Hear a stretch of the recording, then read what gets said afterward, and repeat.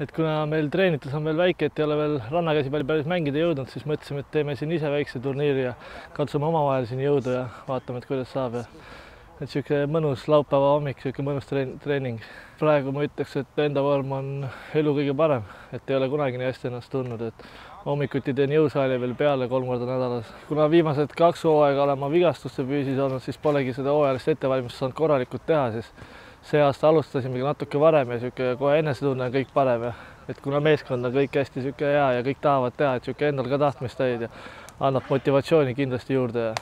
Et jah, tunnedki, et tahadki teha ja eesmärgid on suured kõigile. Uued kutid on kõik ilusti sisse sulanud ja et meil on kõik on noored kutid, kõik nagu teavad, mis nad tahavad ja et see sisekliima on, nagu ma isegi esimest korda siia tulin, siis vaatasin, isegi imestasin, et nagu nii hästi, et nad ongi nagu mu vennad on väljakul ja ongi hea on teha nendega koos. Ja ootasin, et kindlasti oleks finaali kohta võtta, aga no eks nagu Risto ütlebki, step by step lähme ja et ikka iga mänguga et areneme ja et meil on alles see esimene aasta, et vaatame, mis kuttidest saab ja et kõik see areng oleks kõige tähtsam, et kui me 3. aastaks siis võtame selle tiitli ka ära.